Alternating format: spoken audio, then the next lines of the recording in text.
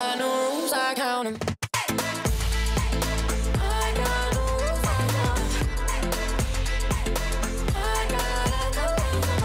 Dua Lipa, thank you so much for your time today.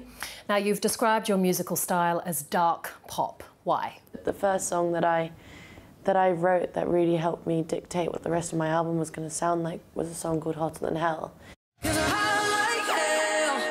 And it was also the honesty and the truthfulness behind the lyrics. That's something actually, you know, the darker elements of it and finding influence from something that's not necessarily really happy. This record has racked up loads of really positive reviews, praising your confidence and also praising how sort of personal it is.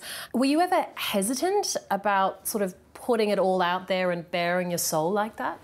Absolutely. I mean, it is scary regardless, you know, whether you put out one song, whether you put out an album worth of music. I put a big part of who I am and I guess put myself in a really vulnerable position to kind of allow a lot of people to get to know who I am as a person, not just as an artist.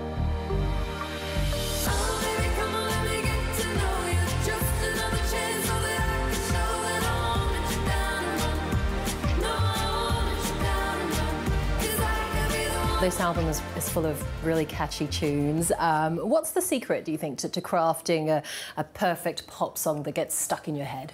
Well, you've got to have numbers in it. No, I'm joking. One, don't pick up the phone. You know he's only calling because he's drunk and alone. Two, don't let him in. You have to kick him out again. Three, don't be his friend. You know you're gonna wake up in his bed. I mean, it's so tricky because pop songs nowadays, you never really know what's going to catch someone's ear and what's going to become like a real earworm. So there's no quite recipe for what the perfect pop song is. I guess you just go with your gut and you go with something that you feel really passionate about and something that's honest to you. And I guess a catchy melody wouldn't hurt.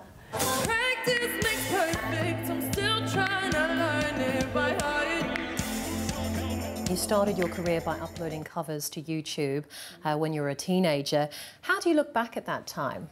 A bit embarrassed. No, I'm joking. You know, it was a big... Well, it got you here. No, it definitely got me here, and I'm so grateful for you know, it opening so many doors for me, but also helping me with my confidence. When you watch back the videos of you 15 and you're staring at the camera like, hi, I'm Dua Lipa, I'm 15 years old, and this is Christina Aguilera, ain't no other man. It makes you cringe a bit. It makes you cringe a bit. Feel your eyes, they all over me, don't be shy, take control of me, get the vibe, it's gonna be lit tonight, no lie. You've worked with some really big stars since exploding onto the scene, collaborating with Sean Paul, Major Lazer, Miguel, to name but a few, and you did some support gigs for Bruno Mars and Coldplay. What was it like working with such massive stars? To be able to collaborate them and bring my own take on their style and their genre has been really interesting, and I've made amazing friends along the way, and I've learnt, I guess, a lot about myself and what I like, and I really enjoy working with artists that do music completely different to mine, because then I am, you know, able to leave my stamp on it as well. Your parents are Albanian, from Kosovo. You lived there for a while as a teenager.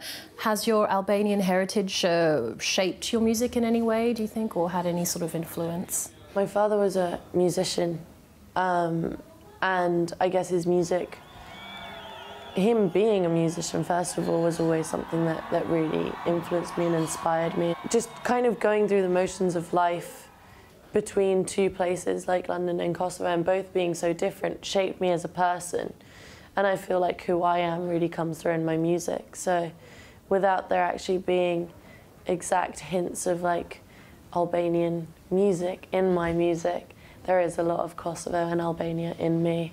He walks away, the sun goes down, he takes the day, but I'm gone, heading your way in this blue shade. Now, you recently performed a fantastic tribute to the late Amy Winehouse to mark the 6th anniversary of her death. Was it daunting? Because hers are some pretty big shoes to fill. How do you think you paid homage to her without imitating her? I love what Gallant does.